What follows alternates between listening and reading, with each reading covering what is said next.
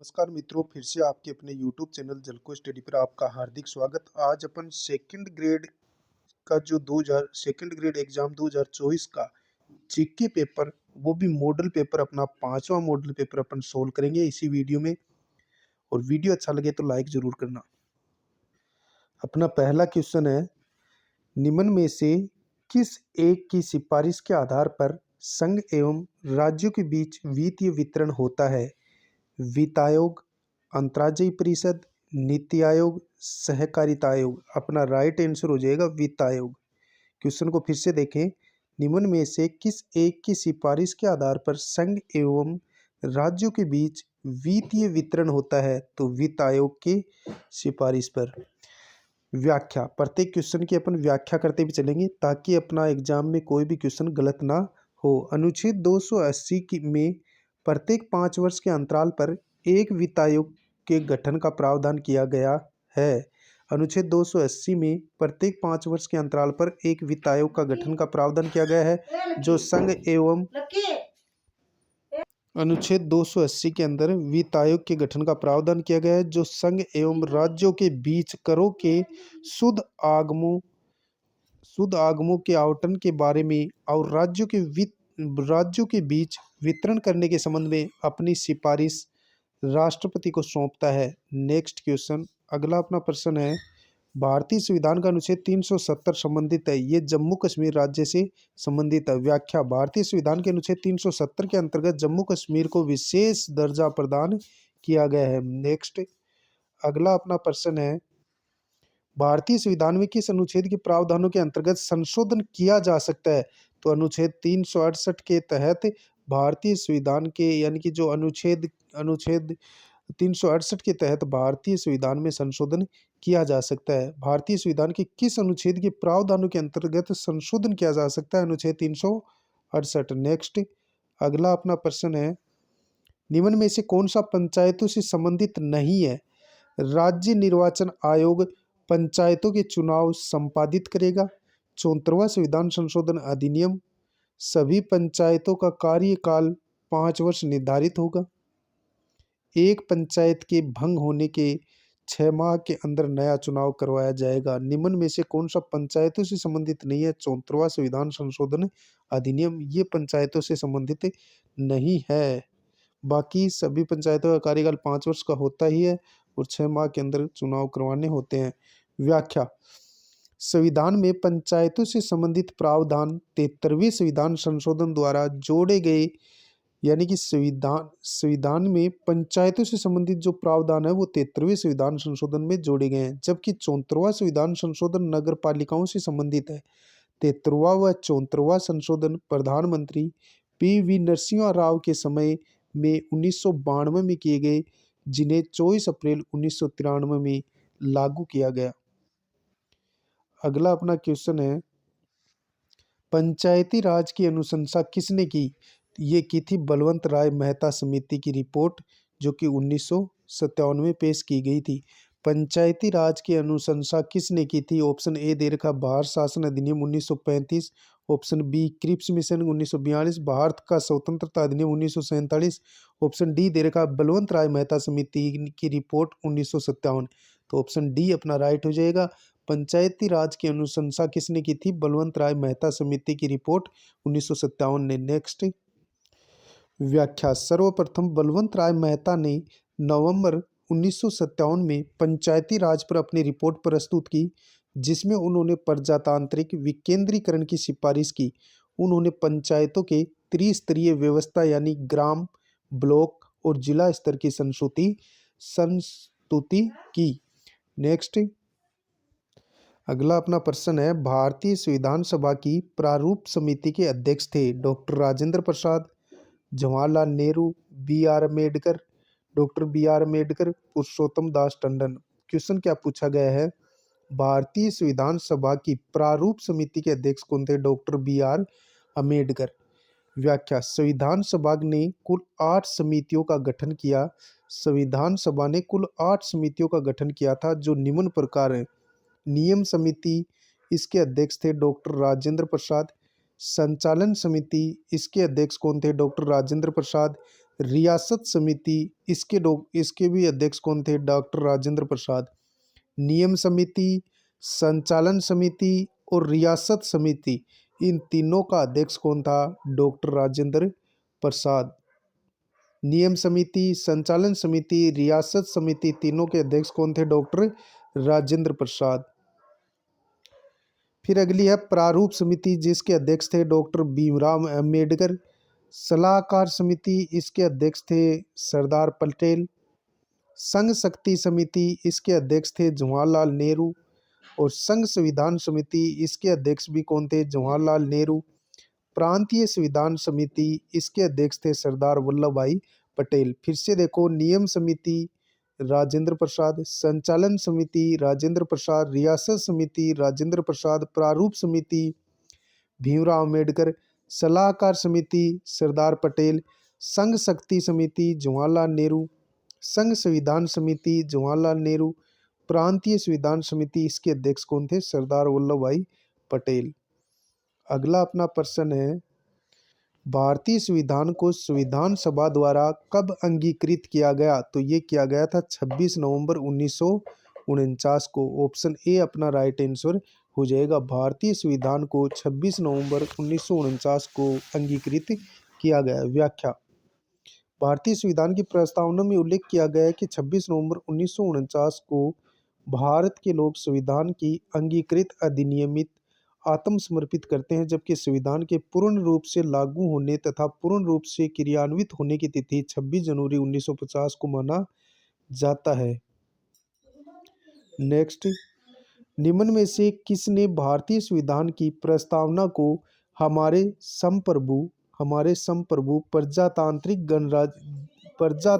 गणतंत्र की जन्म कुंडली कहा है? निम्न में से किसने भारतीय संविधान की प्रस्तावना को हमारे संप्रभु प्रजातांत्रिक गणतंत्र की जन्म कुंडली कहा है? तो ये कहा है के.एम. मुंशी ने कहा है। नेक्स्ट, अगला अपना प्रश्न है पंचायती राज व्यवस्था अपनाई गई थी। तो पंचायती राज व्यवस्था है वो अपनाई गई थी लोकतंत्र की शक्तियों के विकेंद्रीकरण के लिए अपनाई गई थी। किसके लिए अपनाई गई थी? लोकतंत्र की शक्तियों के विकेंद्रीकरण के लिए अपनाई गई थी। नेक्स्ट, अगला अपना प्रश्न है संविधान के किस भाग में पंचायती राज व्यवस्था संबंधी प्रावधान किए गए हैं? भाग 9 में, भाग 6 में, भाग 3 में, भाग 4 में।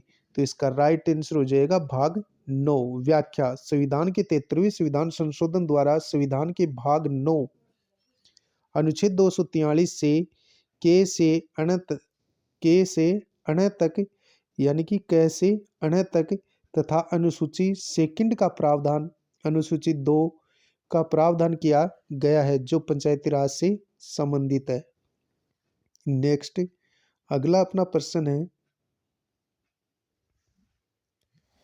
भारत का उपराष्ट्रपति होता है लोकसभा का अध्यक्ष, राज्यसभा का पदेन अध्यक्ष, राष्ट्राध्यक्ष, शासनाध्यक्ष। भारत का उपराष्ट्रपति होता है राज्यसभा का पदेन अध्यक्ष होता है। ऑप्शन बी अपना राइट हो जाएगा। व्याख्या, अनुच्छेद 64 के अनुसार उपराष्ट्रपति राज्यसभा का पदेन अध्यक्ष होता है।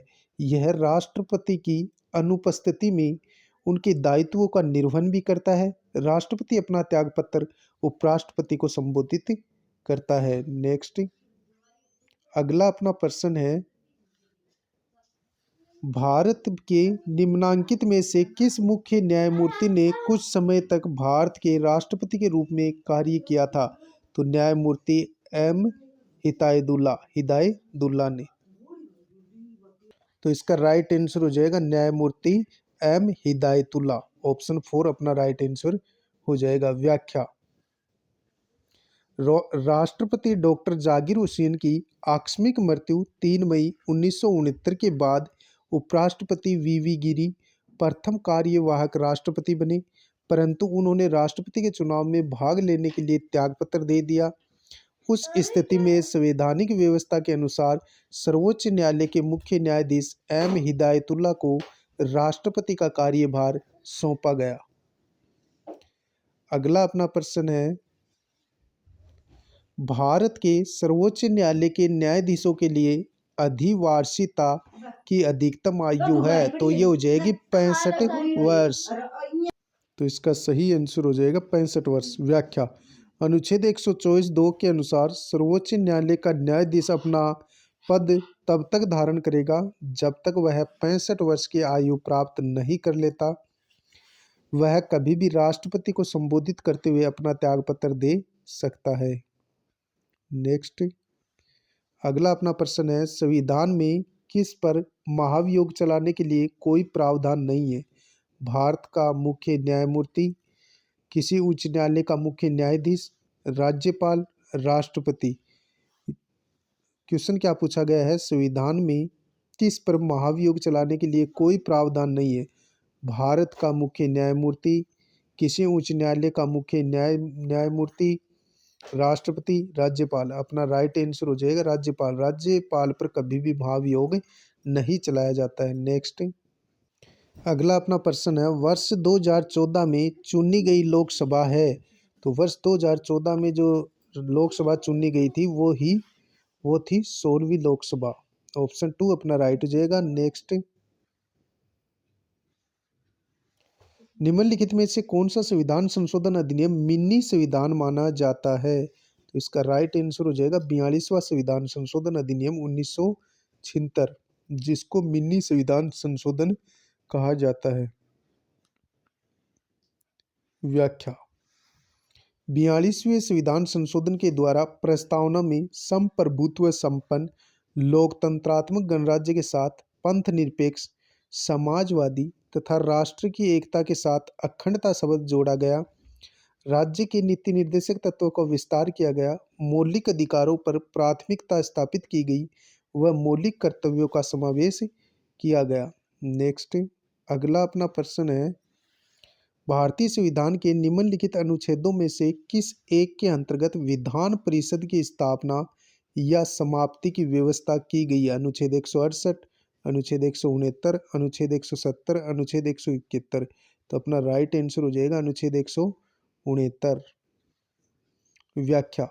संविधान के अनुच्छेद 169(1) के अनुसार राज्य में विधान परिषद की स्थापना या विघटन संसद तब कर सकती है जब संबंधित राज्य की विधानसभा इस आशय का संकल्प सदन के कुल संख्या के बहुमत या उपस्थित या मत देने वाले सदस्यों की 2/3 संख्या से पारित कर दे। नेक्स्ट, अगला अपना प्रश्न है, बिना विधानसभा का सदस्य निर्वाचित हुए कोई मंत्री कितने समय तक पद पर बना रह सकता है? 6 माह तक। ऑप्शन 2 अपना राइट हो जाएगा। व्याख्या। संविधान के अनुच्छेद 164(4) के अनुसार राज्य मंत्रिपरिषद का कोई सदस्य बिना राज्य विधानसभा का सदस्य बने 6 माह तक अपने पद पर रह सकता है। यदि वह 6 माह के भीतर विधानसभा का सदस्य नहीं बनता है तो उसे अपने पद से त्यागपत्र देना पड़ेगा। नेक्स्ट, केंद्र और राज्य की व्यवस्थापिकाओं के लिए मतदान की न्यूनतम उम्र की सीमा 21 वर्ष से घटाकर 18 वर्ष की गई। कब की गई? 61वें संविधान संशोधन 1989 में। 61वें संविधान संशोधन 1989 से। नेक्स्ट, व्याख्या। 61वें संविधान संशोधन द्वारा 1988 द्वारा मताधिकार की आयु 21 वर्ष, ये 89 है भाई, 21 वर्ष से घटाकर 18 वर्ष कर दी गई। 28 वर्ष 1989 से प्रभावी हुआ। 28 वर्ष 1989 से प्रभावी हुआ, जिसका पहली बार प्रयोग 1989 में संपन्न 9वीं लोकसभा के आम चुनाव में किया गया।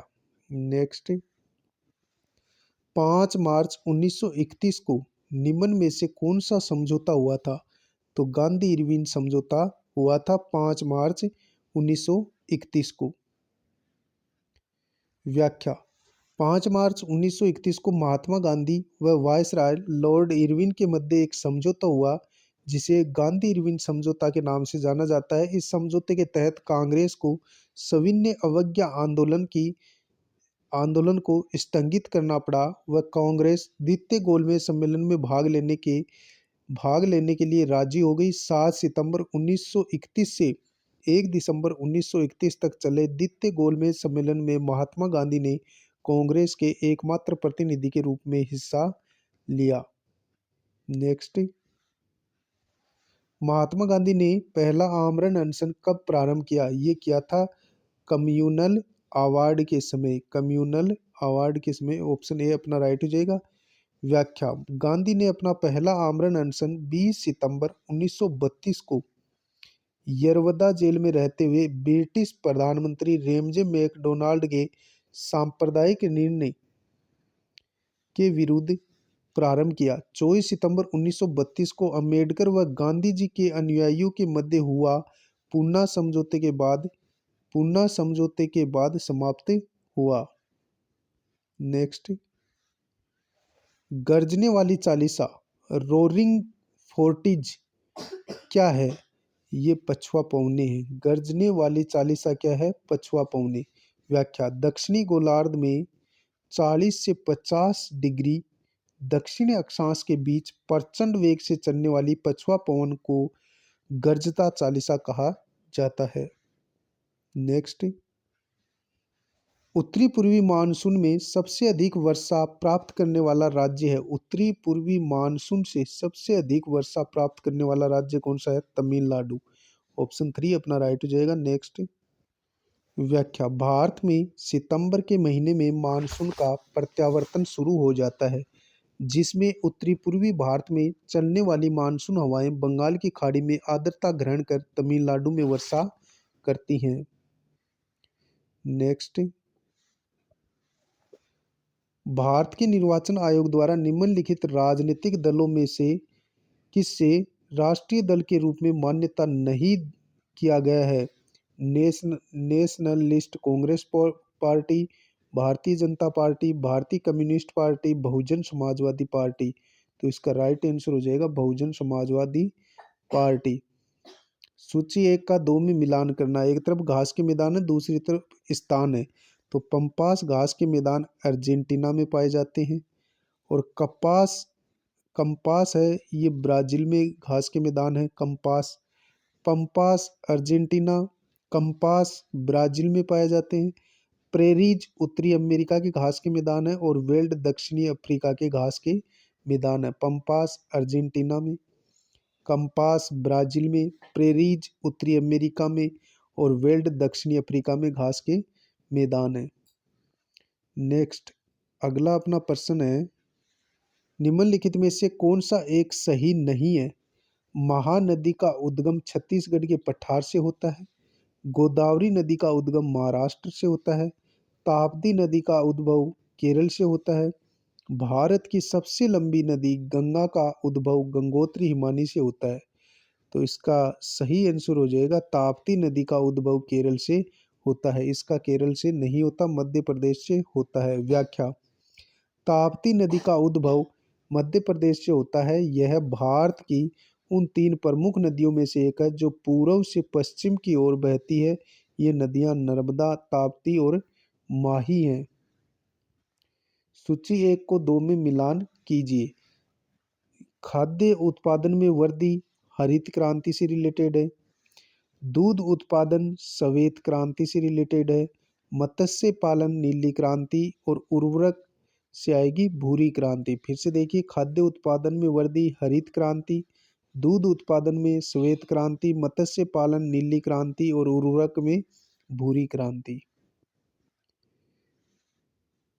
व्याख्या, सुनहरी क्रांति फल एवं सब्जी का उत्पादन और उद्यान क्रांति भी इसे ही कहते हैं। काली क्रांति पेट्रोलियम उत्पादन, गोल क्रांति आलू उत्पादन, पीली क्रांति तिलहन उत्पादन, लाल क्रांति मांस और टमाटर उत्पादन। अगला प्रश्न है अपना, भारत का प्रथम उर्वरक संयंत्र कहाँ लगाया गया था? नांगल में, सींदरी में, आलवे में, ट्राम्बे में। तो सही उत्तर हो जाएगा सींदरी में। व्याख्या, भारत का पहला उर्वरक संयंत्र 1951 में सार्वजनिक क्षेत्र के अंतर्गत सींदरी बिहार में स्थापित किया गया। इसके पश्चात नांगल पंजाब में उर्वरक संयंत्र स्थापित हुआ। वर्तमान में सींदरी झारखंड राज्य में स्थित है। नेक्स्ट, सरगासो समुद्र किस महासागर में स्थित है? सरगासो समुद्र किस महासागर में स्थित है? अटलांटिक महासागर में। सरगासो समुद्र अटलांटिक महासागर में स्थित है। व्याख्या। सरगासो उत्तरी अटलांटिक महासागर में स्थित एक क्षेत्र है जिसमें सारगासो घास का व्यापक विस्तार पाए जाने के कारण इसका नाम सारगासो पड़ा। ये उत्तरी अटलांटिक महासागर में स्थित है। सूची 1 को 2 में मिलान कीजिए। एक तरफ हिमाचल की चोटियां हैं, दूसरी तरफ राज्य में बताना है। जो नंगा पर्वत है ये जम्मू कश्मीर में। नंगा पर्वत कहाँ है? जम्मू कश्मीर में। नंदा देवी उत्तराखंड में है और कंचनजंगा है ये सिक्किम में है।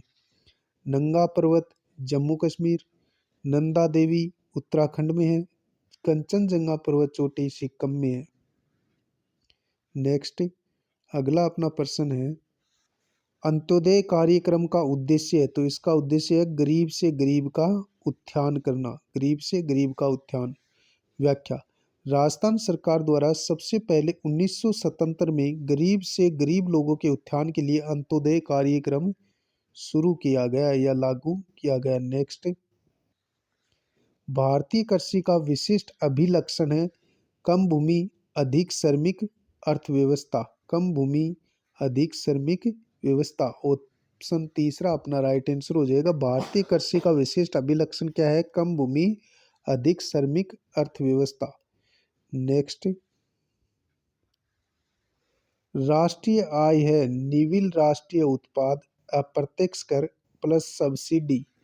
राष्ट्रीय आय क्या है? निविल राष्ट्रीय उत्पाद अप्रत्यक्ष कर माइनस अप्रत्यक्ष कर प्लस सब्सिडी, ये राष्ट्रीय आय है।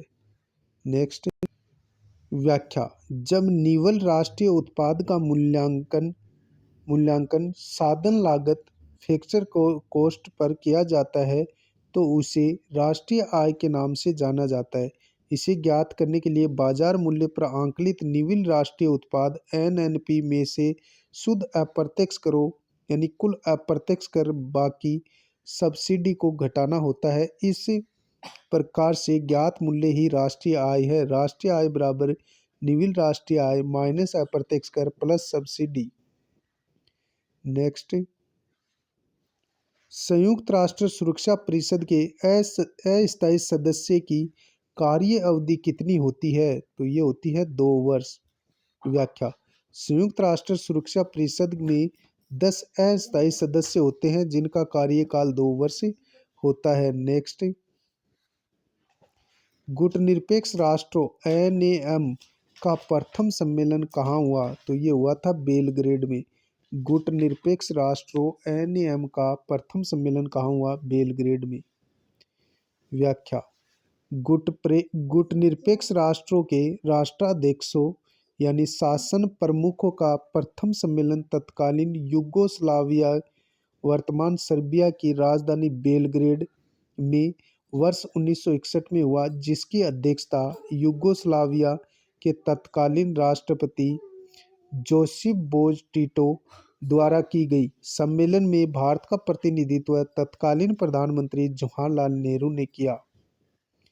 नेक्स्ट, भारत में जनसंख्या के घनत्व की परिभाषा दी जाती है प्रति वर्ग किलोमीटर में रहने वाले व्यक्तियों की संख्या के रूप में।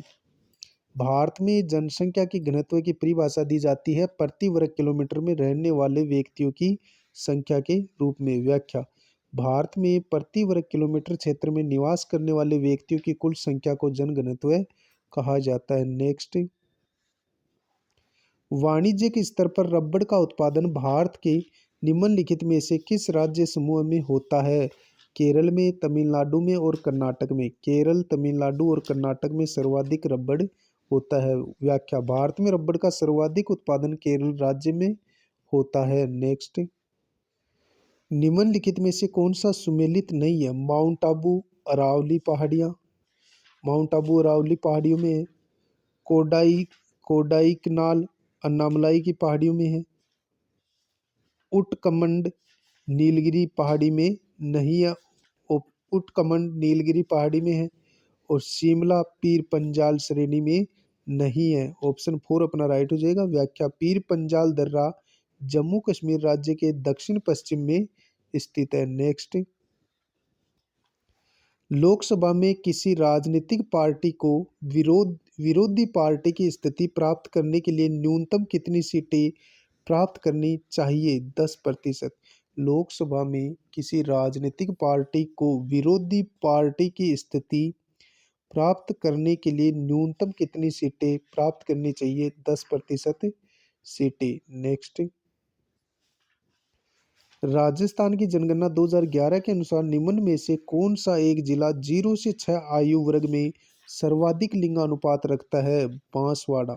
ऑप्शन 3 अपना राइट हो जाएगा। व्याख्या, राज्य में 0 से 6 आयु वर्ग में सर्वाधिक लिंगानुपात बांसवाड़ा 934 है। सर्वाधिक लिंगानुपात 0 से 6 आयु वर्ग में बांसवाड़ा है। और फिर उसके बाद में प्रतापगढ़ 933, सर्वप्रथम बांसवाड़ा 934, फिर प्रतापगढ़ 933, फिर भीलवाड़ा 928, उदयपुर 924 और डूंगरपुर 922। नेक्स्ट, राज्य में डेक्कन ट्रेप के सेल समूह विद्यमान है। राज्य में डेक्कन ट्रेप के सेल समूह विद्यमान है झालावाड़ कोटा में। डेक्कन ट्रेप के सेल कहाँ विद्यमान है? झालावाड़ कोटा में। व्याख्या, डेक्कन ट्रेप दक्षिणी पूर्वी भाग झालावाड़ कोटा एवं मेवाड़ के कुछ भागों में फैला हुआ है। इन सेलों का रंग अधिकतर गहरा भूरा अथवा हरा होता है। सूची 1 को 2 में मिलान करना है। एक तरफ पर्वतीय चोटी है, दूसरी तरफ जिला। शेर जो चोटी है ये सिरोही में है, जयगढ़ चोटी जयपुर में है, रघुनाथगढ़ सीकर में है और कुम्भलगढ़ राजसमंद में है।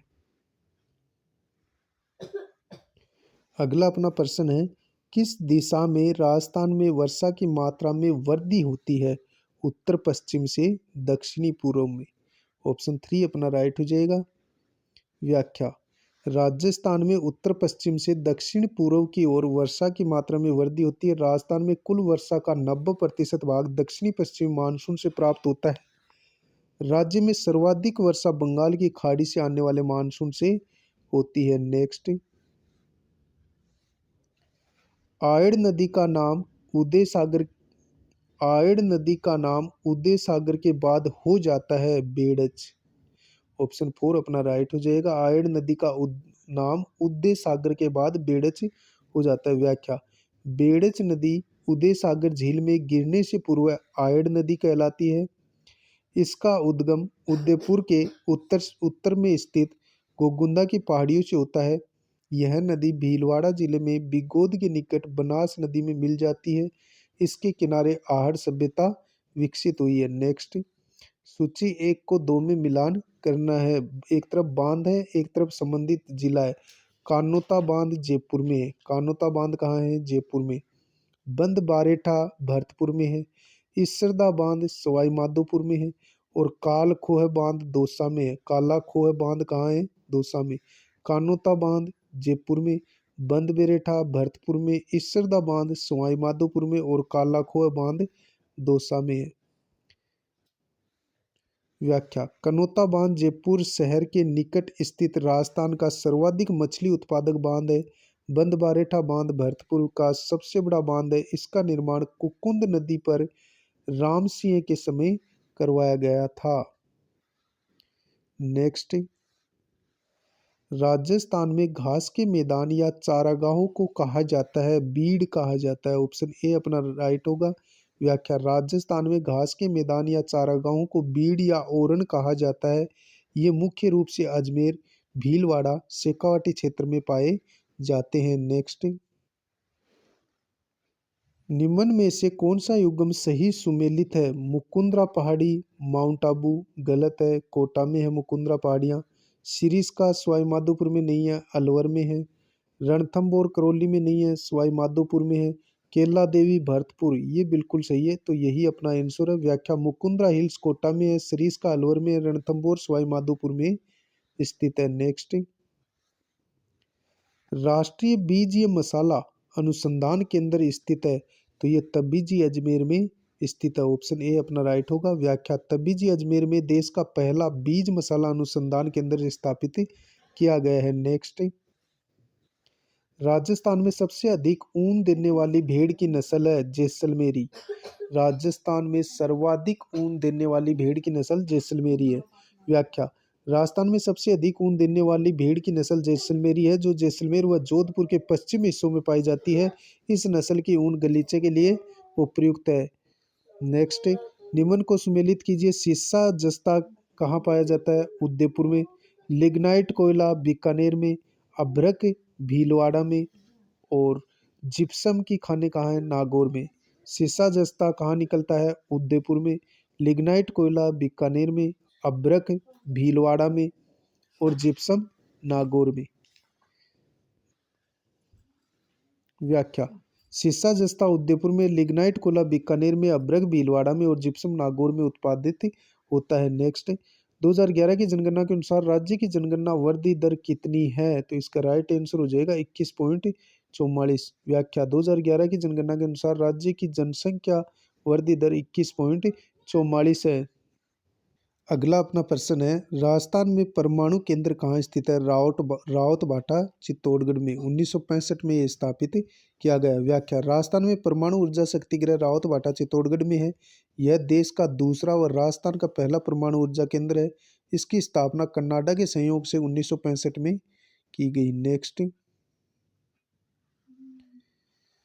विकास के किस काल को अत्यधिक दबाव और तनाव का काल कहा जाता है? किशोरावस्था को। व्याख्या, किशोरावस्था में बालकों और बालिकाओं में क्रांतिकारी शारीरिक, मानसिक, सामाजिक, संवेगात्मक परिवर्तन होते हैं। इस अवस्था में उसे अनेक अनेक जटिल समस्याओं का सामना करना पड़ता है। नेक्स्ट, अभिवर्ती संप्रत्यय है संज्ञानपरक, क्रियापरक, संवेगात्मक, उपयुक्त सभी अपना राइट आंसर हो जाएगा। अभिवर्ती संप्रत्यय संज्ञानपरक, क्रियापरक और संवेगात्मक है। नेक्स्ट, थोंडाइक के व्यक्तित्व के वर्गीकरण का आधार है चिंतन और कल्पना। थोंडाइक के व्यक्तित्व के वर्गीकरण का आधार चिंतन और कल्पना है। नेक्स्ट, विद्यार्थियों के अच्छे मानसिक स्वास्थ्य को बनाए रखने के लिए निम्नलिखित में से कौन सा तरीका अधिक महत्वपूर्ण है?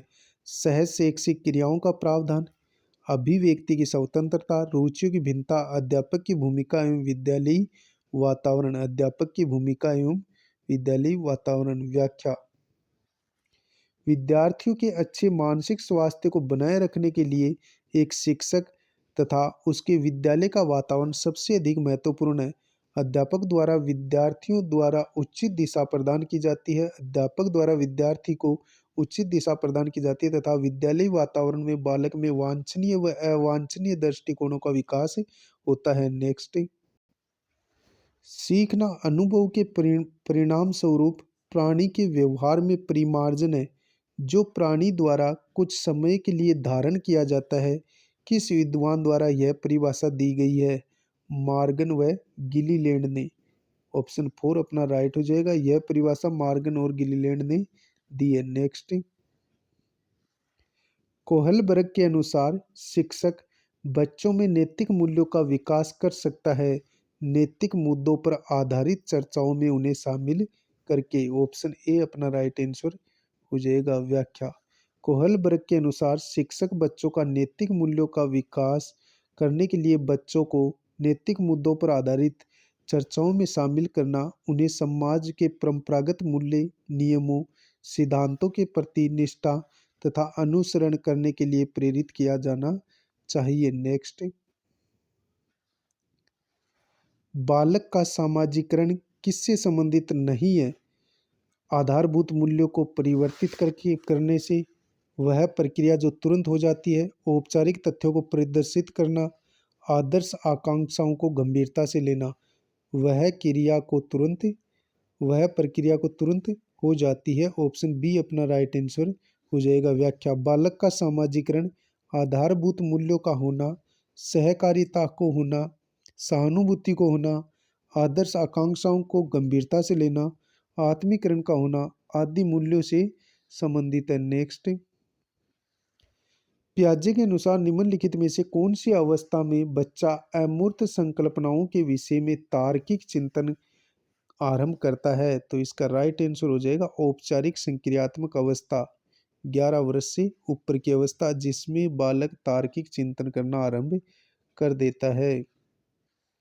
व्याख्या पियाजे के अनुसार संज्ञानात्मक विकास की अंतिम अवस्था औपचारिक संक्रियात्मक अवस्था है जो लगभग 11 से 15 वर्ष की आयु तक चलती है। इस अवस्था के दौरान बालक अमूर्त बातों के संबंध में तार्किक चिंतन करने की योग्यता विकसित करता है। नेक्स्ट, निम्नलिखित में से किस अवस्था में बच्चा अपने समवयस्क समूह के सक्रिय सदस्य हो जाते हैं? किशोरावस्था में।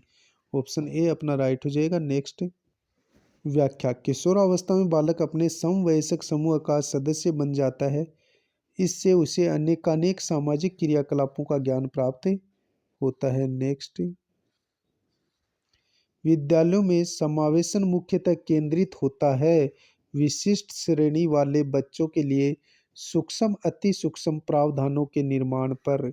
ऑप्शन 3 अपना राइट आंसर हो जाएगा। व्याख्या विद्यालयों में समावेशन मुख्यतः विशिष्ट श्रेणी वाले बच्चों के लिए सूक्ष्म अति सूक्ष्म प्रावधानों के निर्माण पर केंद्रित होता है। विद्यालयों में छात्रों की व्यक्तिगत विभिन्नता पर ध्यान देते हुए विकासात्मक कार्यक्रमों का आयोजन होता है। नेक्स्ट, बुद्धि का कौन सा सिद्धांत विशिष्ट बुद्धि की उपस्थिति का समर्थन करता है? स्पेरमैन का द्विखंड सिद्धांत। ऑप्शन 3 अपना राइट आंसर हो जाएगा। व्याख्या स्पेरमैन का द्विखंड सिद्धांत में बुद्धि दो प्रकार की बताई गई है, सामान्य योग्यता या जी फैक्टर तथा दूसरा विशिष्ट योग्यता एस फैक्टर तथ्य पर आधारित है। स्पेरमैन ने सामान्य योग्यता को विशिष्ट योग्यता से अधिक महत्वपूर्ण माना है। नेक्स्ट, परीक्षा में विद्यार्थियों से किस प्रकार के प्रश्न पूछने चाहिए? समझ एवं अनुप्रयोग आधारित।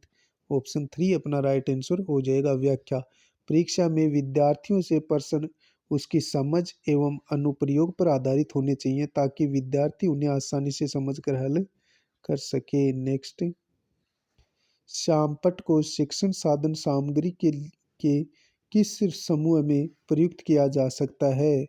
दृश्य साधन के रूप में। ऑप्शन 2 अपना राइट हो जाएगा। नेक्स्ट, शिक्षकों को यह सलाह दी जाती है कि वे अपने शिक्षार्थियों को सामूहिक गतिविधि में शामिल करें क्योंकि सीखने को सुगम बनाने के अतिरिक्त ये रिक्त स्थान में भी सहायता करती है सामाजिकरण में। ऑप्शन 2 अपना राइट आंसर हो जाएगा। व्याख्या सामूहिक गतिविधियां सीखने को सुगम बनाने के अतिरिक्त ये सामाजिकरण में भी सहायता करती हैं क्योंकि जैसे ही बच्चे दूसरों के संपर्क में आते हैं बालक उनके साथ रहकर सामाजिक प्रतिक्रिया करता है, वहाँ के सामाजिक नियम परंपराओं मान्यताओं आदर्शों मूल्यों से ज्ञान प्राप्त करता है। नेक्स्ट, आप एक अति सक्रिय बालक को कैसे सही दिशा में लाएंगे? उसे श्यामपट्ट आदि साफ करने का काम देंगे। व्याख्या अति सक्रिय बालक को सही दिशा में लाने के लिए कक्षा कक्ष से संबंधित किसी न किसी गतिविधि में लगाते रहेंगे। नेक्स्ट, शिक्षा की किंडरगार्टन पद्धति का प्रतिपादन किसने किया था? फ्रोबेल ने किया था। व्याख्या यह पद्धति फ्रोबेल द्वारा प्रतिपादित की गई। इस पद्धति में बालक को खेल गीतों और उपहारों द्वारा शिक्षा दी जाती है। नेक्स्ट, निम्नलिखित में से कौन सा सीखने के लिए अधिकतम रूप से अभिप्रेरित करता है? लक्ष्यों को प्राप्त करने में व्यक्तिगत संतुष्टि। ऑप्शन 4 अपना राइट आंसर हो जाएगा। निम्नलिखित में से कौन सा सीखने के लिए अधिकतम रूप से अभिप्रेरित करता है? लक्ष्यों को प्राप्त करने में व्यक्तिगत संतुष्टि। व्याख्या व्यक्तिगत संतुष्टि लक्ष्यों को प्राप्त करने अधिकतम रूप से अभिप्रेरित करती है। बालक द्वारा अपने किसी लक्ष्य को प्राप्त हेतु अब तक प्रयास किए जाते हैं, वह जब तक अपनी परिस्थितियों से संतुष्ट नहीं होता है वह अपने लक्ष्य को प्राप्त करने का प्रयास करता है। नेक्स्ट, मंद अधिगमकर्ता जिनकी शैक्षिक उपलब्धि सामान्य योग्यता से कम रह जाती है उसे कहते हैं पिछड़े बालक। ऑप्शन ए अपना राइट हो जाएगा। नेक्स्ट व्याख्या, जो बालक कक्षा का औसत कार्य नहीं कर पाता और कक्षा के औसत छात्रों से पीछे रहता है पिछड़ा बालक कहलाता है। इनकी सीखने की गति मंद होती है। इनकी बुद्धि लब्धि 90 से 110 तक होती है। नेक्स्ट, भूख और प्यास क्या है? जन्मजात प्रेरक। व्याख्या, वे प्रेरक जो व्यक्ति के जन्म से ही पाए जाते हैं जैविक या जन्मजात या शारीरिक प्रेरक कहलाते हैं, जैसे भूख, प्यास, काम, निद्रा, विश्राम इत्यादि। नेक्स्ट, मचकुंड धौलपुर का नाम सिख धर्म के किस गुरु के साथ जुड़ा हुआ है? गुरु हरगोविंद सिंह के साथ। ऑप्शन ए अपना राइट आंसर हो जाएगा। व्याख्या, मचकुंड धौलपुर का नाम सिख धर्म के छठे गुरु हरगोविंद सिंह से जुड़ा हुआ है। वर्ष 1662 में ग्वालियर में आते समय वे यहाँ ठहरे। यहाँ तलवार से एक वार से शेर का शिकार किया था। उसकी स्मृति में शेर शिकार गुरुद्वारा बना हुआ है। नेक्स्ट, किस झील के पाषाण शिलाओं पर मेवाड़ का इतिहास अंकित है? राजसमंद झील पर। व्याख्या, महाराणा राज सिंह ने राजसमंद झील के लिए मेवाड़ का इतिहास संग्रह करवाया और तेलंग भट्ट मधुसूदन के पुत्र रणछोड़ भट्ट ने इसके आधार पर राज प्रशस्ति नामक महाकाव्य लिखा, जो कि पाषाण की बड़ी बड़ी बड़ी 25 शिलाओं पर खुदवाया गया और 9 चौकी के बांध पर अलग अलग ताकों में लगाया गया है। नेक्स्ट, राजस्थान में सर्वप्रथम सती प्रथा पर रोक लगाने का प्रयास किस शासक द्वारा किया गया? महाराजा सवाई जयसिंह द्वितीय द्वारा। ऑप्शन बी सी अपना राइट आंसर हो जाएगा। व्याख्या, राजस्थान में सर्वप्रथम सती प्रथा पर रोक लगाने का प्रयास जयपुर के महाराजा सवाई जयसिंह द्वारा किया गया। नेक्स्ट क्वेश्चन, शाहाबाद की जामा मस्जिद कहाँ स्थित है? बूंदी में। शाहाबाद की जामा मस्जिद कहाँ स्थित है? बूंदी में। व्याख्या, बारां जिले के शाहाबाद शहर के को मुगल बादशाह शाहजहां 1658 से 1628 से 58 ईस्वी ने बसाया। बारां जिले के शाहाबाद शहर को मुगल बादशाह शाहजहां ने बसाया था। यहाँ की जामा मस्जिद का निर्माण मुगल बादशाह औरंगजेब द्वारा करवाया गया था। तो जामा मस्जिद कहाँ है? बारां आएगा, बूंदी नहीं आएगा। नेक्स्ट, कहाँ के स्थित महल में लखनऊ जैसी भूल भुलैया एवं जयपुर के हवा महल की झलक देखने को मिलती है? तो खेतड़ी महल झुंझुनू में। ऑप्शन ए अपना राइट आंसर हो जाएगा। व्याख्या, खेतड़ी महल के महाराजा भूपाल सिंह के द्वारा अपने ग्रीष्मकालीन विश्राम हेतु झुंझुनू में अनेक खिड़कियों व झरोकों से सुसज्जित बहुमंजिले खेतड़ी महल का निर्माण करवाया। नेक्स्ट, अजमेर स्थित निम्बारक पीठ सलेमाबाद में मेला किस तिथि को भरता है? भाद्रपद शुक्ल अष्टमी को। ऑप्शन टू अपना राइट हो जाएगा। व्याख्या, अजमेर की निम्बारक पीठ सलेमाबाद में भाद्रपद शुक्ल अष्टमी को मेला भरता है तथा इसी तिथि को राधा जी का जन्म दिवस भी मनाया जाता है। नेक्स्ट,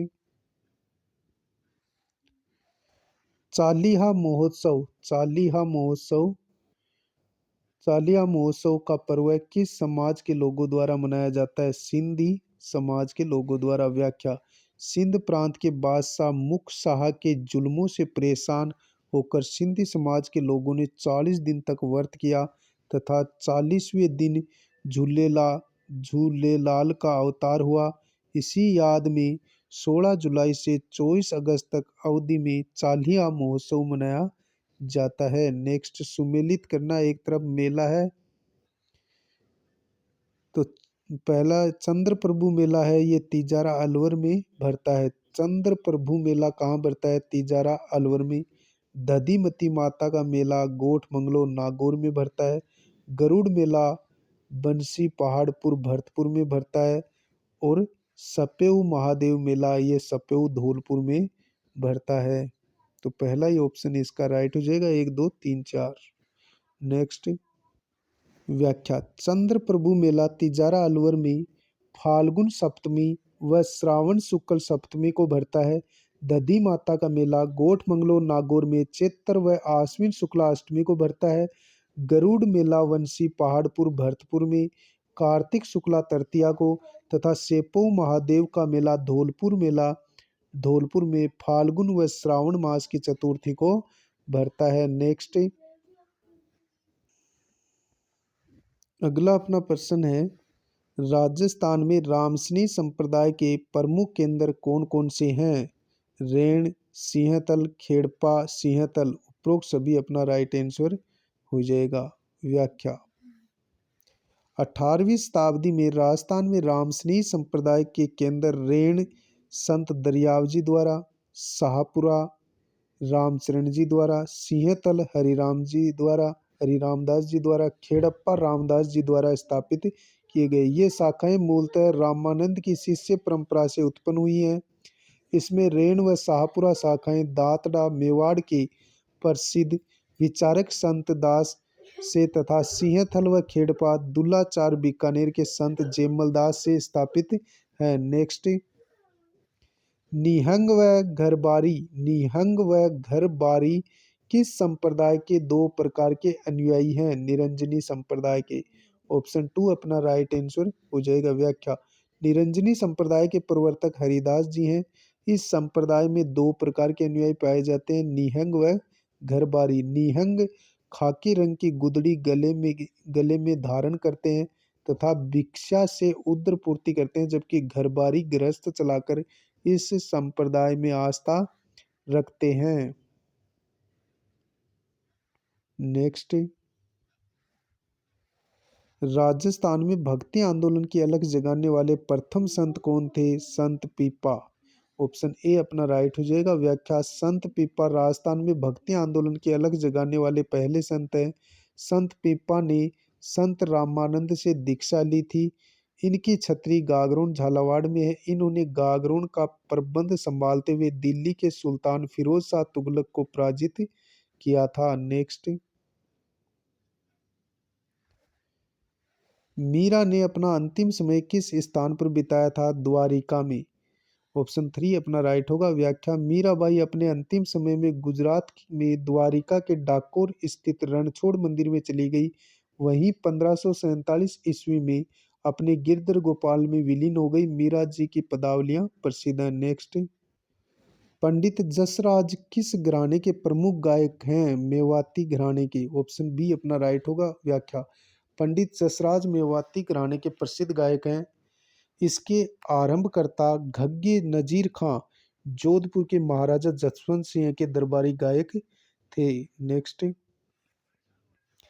तंबूरा, चौतारा, वेणु निशान किस वाद्य यंत्र के अन्य नाम है? तंदूरा के। व्याख्या तंदूरा वाद्य यंत्र को कामड़ जाति निर्गुण भजन गाने वाले नाथपंथी द्वारा बजाया जाता है। इसकी शकल तानपुरे के समान लेकिन छोटी होती है। नेक्स्ट किस वाद्य यंत्र को भील समुदाय द्वारा दीपावली पर बजाया जाता है? दुक्का को। दुक्का को जो वाद्य यंत्र है उसको भील समुदाय दीपावली पर बजाता है। भील समुदाय द्वारा दीपावली के समय घुटनों के बीच रखकर दुक्का को बजाया जाता है। सूची 1 को 2 में सुमेलित करना है। एक तरफ संत है, एक तरफ उनके ग्रंथ है। प्राणनाथ ने कुजलम स्वरूप लिखा। प्राणनाथ ने कुजलम स्वरूप लिखा। लालदासी ने लालदास की चेतावनियां लिखी और जसनाथ जी ने सिम्बुदड़ा और कोडो ग्रंथ लिखे। जम्बो जी ने जम्ब सागर ग्रंथ की रचना की। नेक्स्ट व्याख्या प्राणनाथ का कुजलम स्वरूप लालदास जी की ग्रंथ थी। लालदास जी का ग्रंथ लालदासरी चेतावनियां और जसनाथ जी का ग्रंथ सिम्बुदड़ा व कोडो तथा जाम्बू जी का ग्रंथ जम्ब सागर है। नेक्स्ट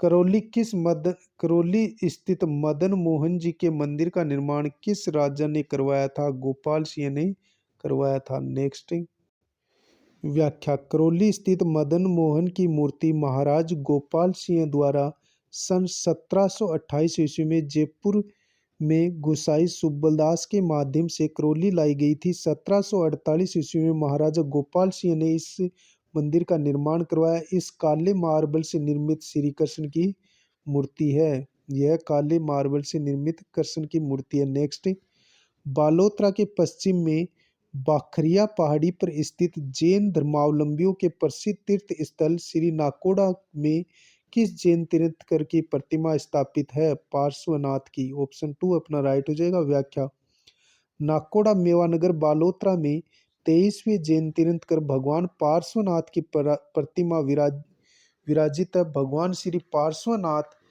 तथा अष्टधायक अष्टाध्यायी देव भैरवजी की महिमा इतनी प्रसिद्ध है कि भक्तों द्वारा इन्हें हाथ का हजूर व जागती ज्योत कहा जाता है। नेक्स्ट,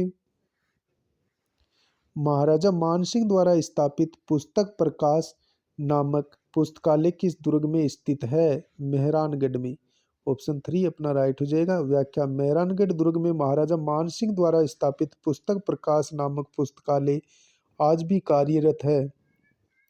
प्रसिद्ध विदेशी लेखक किपलिंग ने इस दुर्ग के निर्माण के लिए कहा था कि यह दुर्ग परियों तथा देवताओं द्वारा बनाया गया है। नेक्स्ट,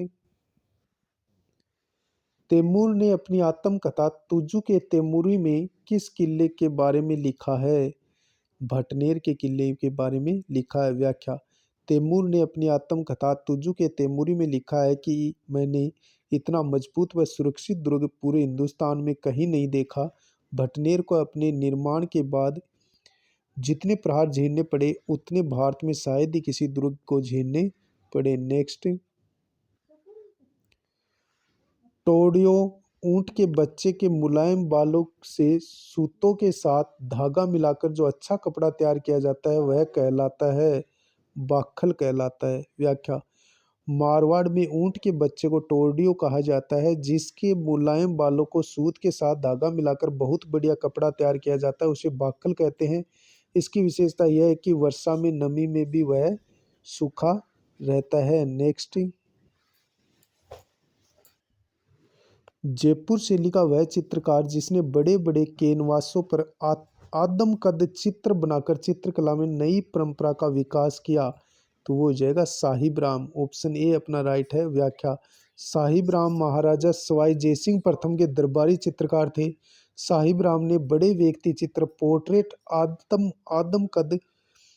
आदमकद बनाकर चित्रकला में नई परंपरा डाली। साहिब राम ने सवाई माधो सिंह की विभिन्न मुद्राओं को चित्रित किया। नेक्स्ट, श्रावक प्रतिक्रमण सूत्र चूर्णी नामक चित्रित ग्रंथ की शैली से संबंधित है? तो इसका राइट आंसर हो जाएगा मेवाड़ शैली से। व्याख्या, 1260 ईस्वी का श्रावक प्रतिक्रमण सूत्र चूर्णी नामक चित्रित ग्रंथ मेवाड़ शैली का प्रथम उदाहरण है। इस काल में मुगल शैली से प्रभावित सचित्र ग्रंथों में प्राचीनतम कृति ढोला मारू है जो राष्ट्रीय संग्रहालय नई दिल्ली में सुरक्षित है। नेक्स्ट, अगला अपना प्रश्न है, मेवाड़ मारवाड़ के सीमा प्रहरी के नाम से विख्यात दुर्ग है कुम्भलगढ़ दुर्ग। व्याख्या, मारवाड़ महाराणा कुंभा ने गोडवाड़ क्षेत्र की सुरक्षा के लिए इस विकट दुर्ग का निर्माण करवाया। इसका प्रमुख शिल्पी मंडन है। कुम्भलगढ़ दुर्ग 36 किलोमीटर लंबे परकोटे से सुरक्षित घिरा हुआ है। चीन की महान दीवार के बाद यह दुनिया की सबसे बड़ी महान दीवार है। नेक्स्ट, सुनहरे तार की कढ़ाई को कहते हैं कलाबत्तू कहते हैं। क्या कहते हैं? कलाबत्तू। व्याख्या, राजस्थान में सुनहरे धागों से जो कढ़ाई का कार्य किया जाता है उसे जरदोशी का कार्य कहा जाता है। इसमें जो सुनहरे तार का प्रयोग होता है उसे कलाबत्तू कहा जाता है। नेक्स्ट, महिला स्वावलंबन के उद्देश्य से बनाई गई भामाशाह योजना के संदर्भ में सही कूट का चयन कीजिए। इस योजना के तहत महिलाओं को परिवार का मुख्य मानते हुए उनको विभिन्न सरकारी योजना का लाभ दिया जाएगा। बिल्कुल सही है। योजना का लक्ष्य सरकारी योजनाओं का पारदर्शी वितरण और महिलाओं को मजबूती देना है। बिल्कुल सही है। ऑप्शन सी दे रखा है। इस योजना का शुभारंभ 15 अगस्त 2014 को मुख्यमंत्री वसुंधरा राजे ने उदयपुर में किया। ये कथन भी सही है। परियोजना का पहला कार्ड मुख्यमंत्री ने उदयपुर की शांताबाई को सौंपा। ये भी सही है। तो option A B C D चारों सही है। नेक्स्ट, फरवरी 2015 को प्रधानमंत्री नरेंद्र मोदी ने राज्य के किस स्थान से मर्दा कार्ड योजना का शुभारंभ किया था? तो सूरतगढ़ श्री गंगानगर से किया था। ऑप्शन ए अपना राइट आंसर हो जाएगा। नेक्स्ट, एक को दो से मिलान करना है सूची को। राज्य की पंचवर्षीय योजना और विकास दर। आठवीं पंचवर्षीय योजना 1992 से 97 तक चली और इसमें विकास की जो दर थी वो 6.8 थी। नवीं पंचवर्षीय योजना, इसकी विकास की जो दर थी 5.6 थी। 10वीं पंचवर्षीय योजना, इसकी विकास दर 8.5 थी और 11वीं पंचवर्षीय योजना 2007 से 12 तक, इसकी विकास दर 7.4 थी। नेक्स्ट,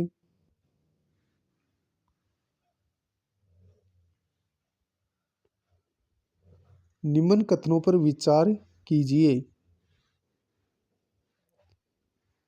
निम्न कथनों पर विचार कीजिए। राज्य में 12वीं पंचवर्षीय योजना का उद्देश्य तीव्र साधारणीय एवं अधिक समावेशी विकास को केंद्र में रखा जाता है।